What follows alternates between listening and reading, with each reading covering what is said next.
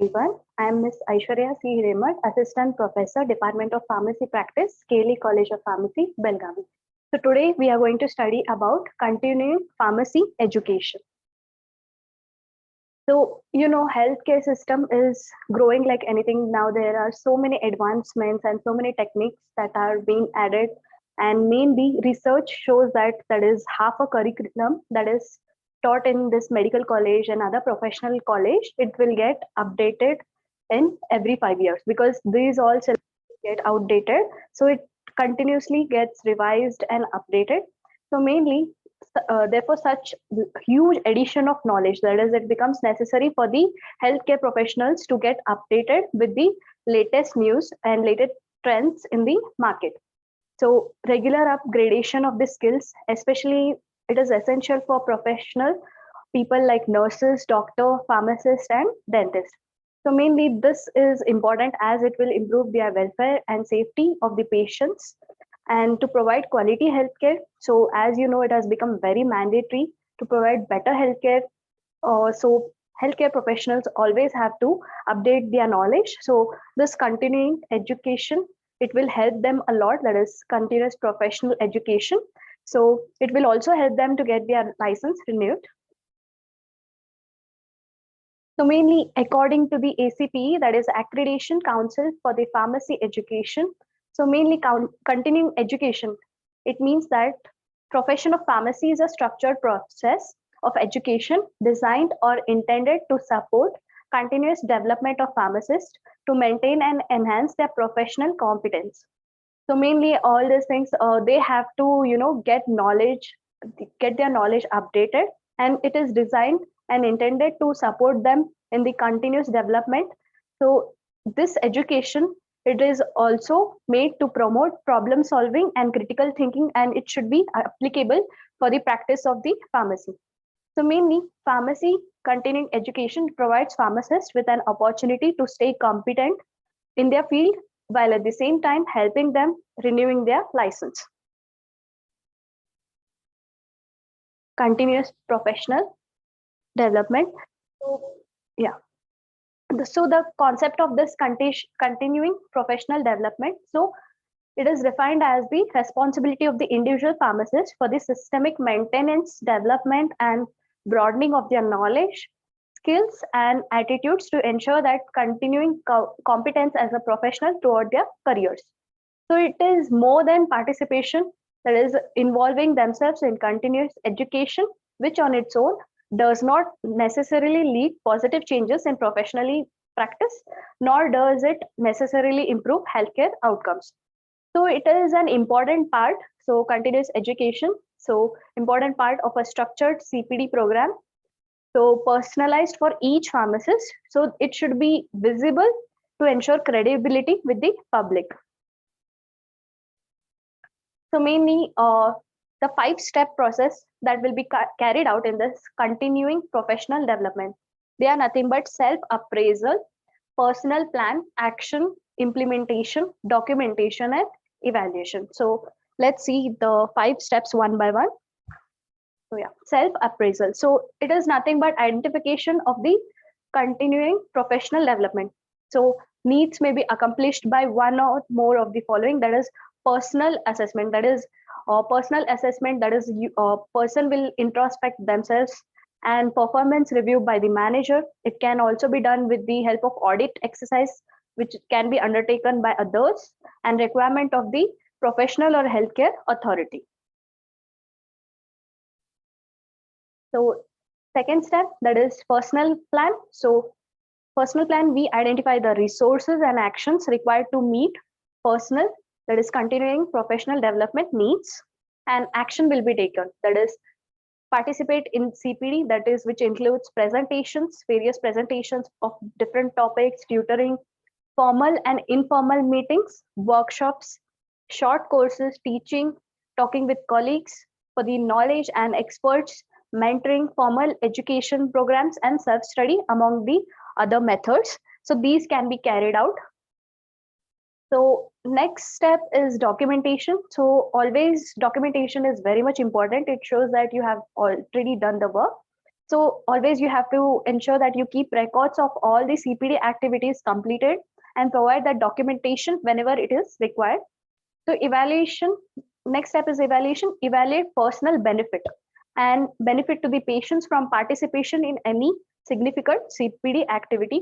So the following questions should be asked and they should be answered. So the following questions that is asked for evaluation, that is where the address needs were met or not. So how the practice has been improved. So how patients have been benefited with this, and did the learning break down? If so, why? So these are the questions that have to be answered. So then these have to be re-entered and these have to be assessed and to ensure continuing professional development. CPA activities. So these are categorized into three, that is knowledge, application, and practice. So knowledge led based CPA activity, that is mainly, these are mainly targeted to acquire factual information and evidence based content, that is the one which has got a proper evidence. So evidence based content is practiced and minimum credit is given is 15 minutes. So common action verbs used in these are define, list, describe, and identify. So method of assessment will be like recall of facts, that is it can be true or false, questions, that is taking feedback, and by the multiple choice questions.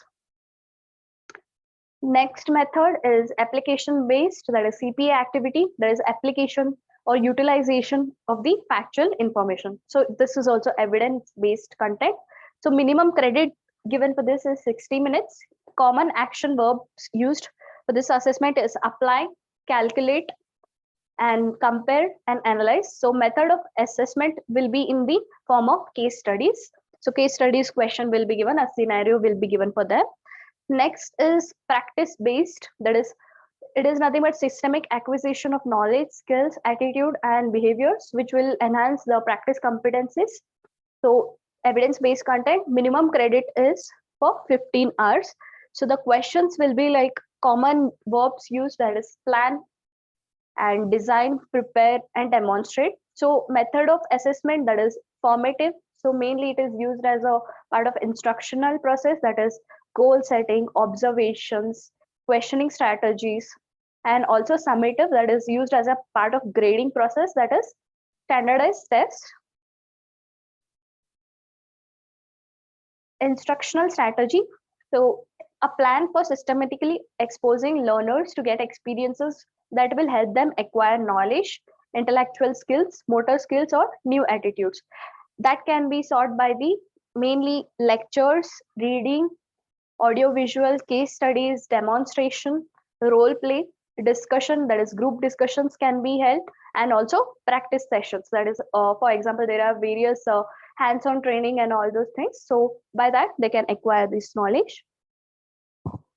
And selection consideration, so to choose an appropriate strategy, so mainly you have to consider, that is who are the learners, that is whom you want to target, that is target population, and how they prefer to learn, whether they prefer to learn with the that is with the help of a computer or laptop, or whether they want hands-on training, and what are the desired learning objectives, and also learning and working environments, time constraints, because it is very much important when you are keeping any of the continuing pharmacy education, time also is very much important. So you have to keep at a particular time where all are free, and resource constraints, according to the resource the continuing pharmacy education has to be planned, and constraints on the instructional design process.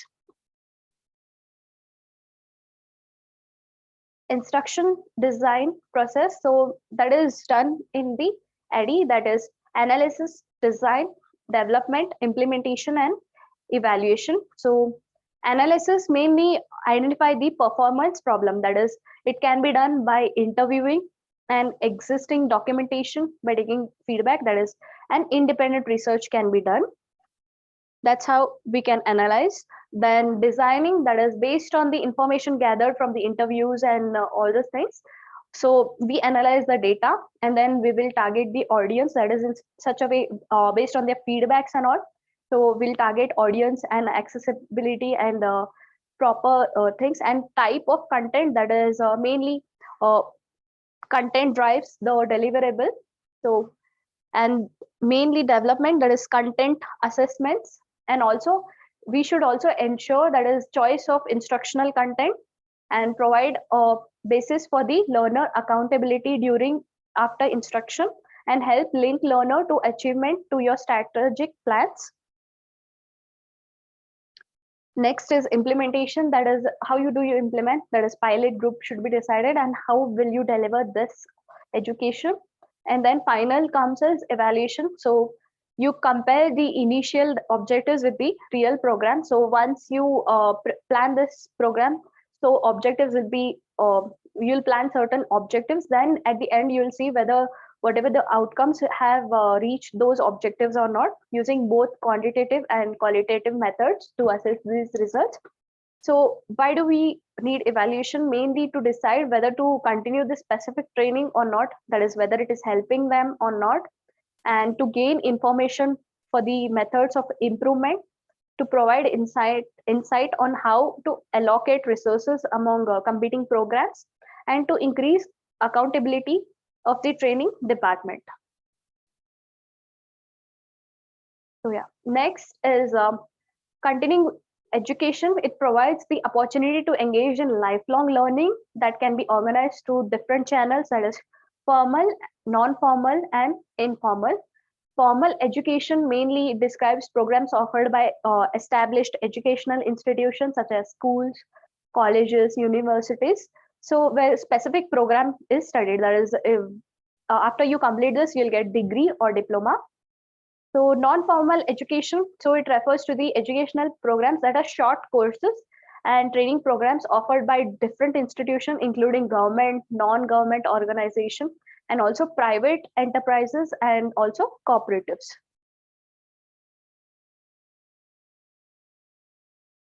So the major difference between two approaches is flexibility. So mainly example, that is curriculum reading materials of the literacy courses offered through this non-formal education. So they are designed and selected according to the needs of the learners. So just an example, like if they want to study for an competitive exams, so those things will be designed according to their needs. And in addition to the learners themselves, they will make decisions about the time, place, and duration of classes according to the needs and convenience.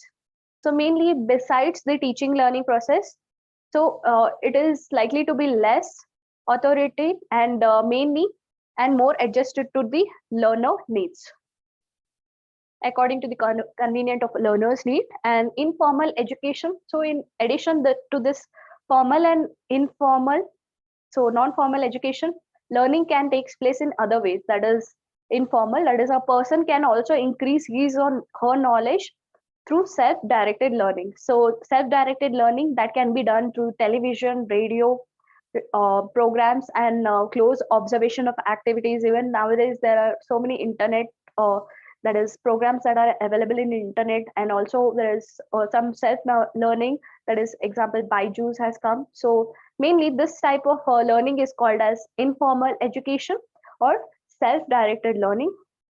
So regardless of whether knowledge skills are obtained outside from the schools through non-formal or formal learning or self-directed learning, so this learning is most efficient when it is purposefully planned and it meets the needs of the recipients.